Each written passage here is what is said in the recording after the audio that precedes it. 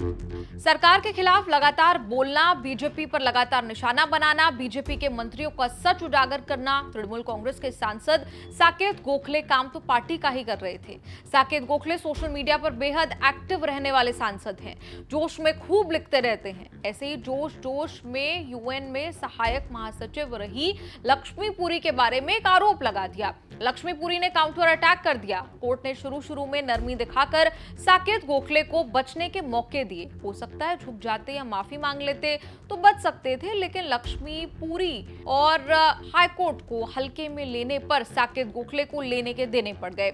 लक्ष्मी पुरी के बारे में साकेत गोखले ने इसीलिए आरोप नहीं लगाए कि वो यूएन में सहायक महासचिव और डिप्लोमेट रही। उन्होंने आरोप इसलिए लगाए कि वो केंद्रीय पेट्रोलियम मंत्री और बीजेपी के सीनियर नेता हरदीप पुरी की पत्नी हैं।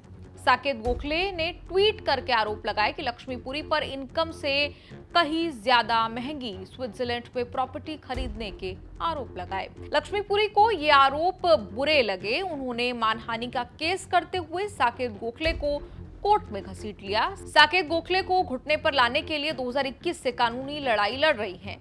लक्ष्मी पुरी 1974 बैच की आईएफएस अफसर रही, 15 साल में यूएन में पोस्टिंग रही, 28 साल इंडियन डिप्लोमेट रही, जापान, श्रीलंका, स्विट्जरलैंड में पोस्टिंग रही, हंगरी में 1999 से 2002 तक भारत की राजदूत भी रही। हरदीप पुरी भी डिप्लोमेट रहे। लंबे करियर के बाद राजनीति में आए, बीजेपी ज्वाइन की और आज देश के पेट्रोलियम मंत्री हैं। 2021 में शुरू हुआ केस अब जाकर इंसाफ तक पहुंचा। जुलाई में दिल्ली हाई कोर्ट के जज जस्टिस मनमीत प्रीतम सिंह अरोड़ा ने साकेत गोखले को लक्ष्मी पुरी से अपने x handle times of India में प्रकाशित कराकर माफी मांगने और 50 लाख का जुर्माना भरने का आदेश दिया था। साकेत गोखले ने कोर्ट का आदेश नहीं माना, ना माफी मांगी, ना जुर्माना दिया। तब जाकर हाईकोर्ट का बड़ा आदेश जो है वो देना पड़ा। नए आदेश में हाईकोर्ट ने साकेत गोखले की सांसद वाली सैलरी कुर्क करने का आदेश दिया है। कुर्की का आदेश तब तक चलेगा जब तक साकेत गोखले की सैलरी से मानहानि के 50 लाख जुर्माने की भरपाई पूरी नहीं हो जाती। सांसद के तौर पर साकेत गोखले की सैलरी 1,90,000 बनती है। हालांकि पूरे 1,90,000 अटैच नहीं होंगी। हर महीने कम से कम 2/3 सैलरी से 50 लाख जुर्माने में एडजस्ट होते रहेंगे। इसमें 35-40 महीने से कम नहीं लगेंगे। तब तक साकेत को मामूली सैलरी से सांसद की ड्यूटी पूरी करनी होगी। साकेत गोखले के लिए संसद से मिली सैलरी ही एकमात्र इनकम सोर्स है। साकेत गोखले ने कोर्ट के पुराने फैसले के खिलाफ कोर्ट में अपील की हुई है, लेकिन उस पर ना तो स्टे लगा ना ही फैसला आया। 2021 में हाईकोर्ट ने साकेत गोखले को विवादित ट्वीट डिलीट करने और आइंदा मामले पर कुछ लिखने या पोस्ट करने से भी रोका हुआ है। कोर्ट के कड़े आदेश के बाद भी साकेत गोखले झुक नहीं रहे। उन्होंने कोर्ट के आदेश पर कहा कि इससे मुझे कोई फर्क नहीं पड़ता, मैं और भी मजबूती से लड़ता रहूंगा। मैं ममता बनर्जी और तृणमूल कांग्रेस का सिपाही हूं। साकेत गोखले महाराष्ट्र के हैं। पिता महाराष्ट्र में एंटी नारकोटिक्स सेल में सीनियर इंस्पेक्टर थे। मुंबई के विल्सन कॉलेज में पढ़े, फिर लंदन जाकर ट्रिनिटी कॉलेज और प्राग से पढ़ाई की। फाइनेंशियल टाइम्स के जर्नलिस्ट रहे। खुद को ट्रांसपेरेंसी इन्वेस्टिगेटर, सामाजिक कार्यकर्ता, आरटी एक्टिविस्ट बताते हैं। पेगासस स्पाईवेयर, बैंक लोन और टुकड़े टुकड़े गैंग समेत तमाम विवादित मामलों में आरटीआई से जानकारियां जुटाई। 2019 में उन्होंने सुप्रीम कोर्ट में पीआईएल लगा दी कि पीएम मोदी की अघोषित संपत्ति की जांच की जाए।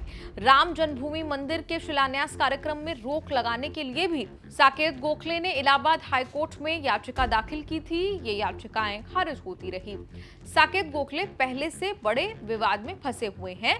लीगल एड देने, जर्नलिज्म को सपोर्ट करने जैसे सोशल कॉज के लिए उन्होंने क्राउड फंडिंग की।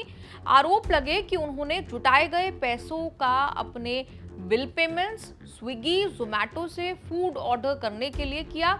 ईडी ने साकेत गोखले पर जांच का शिकंजा कसा। दिसंबर 2022 में prevention of money laundering act यानी कि पीएमएलए के तहत गिरफ्तार भी हुए। सुप्रीम कोर्ट से मिली जमानत पर जेल से बाहर हैं। कोर्ट ने वादा लिया कि आगे से वो क्राउड फंडिंग नहीं करेंगे। सरकार भी साकेत गोखले पर गलत जानकारी देने के आरोप लगा चुकी है। पीएम मोदी को लेकर फेक ट्वीट करने पर भी गिरफ्तार हुए।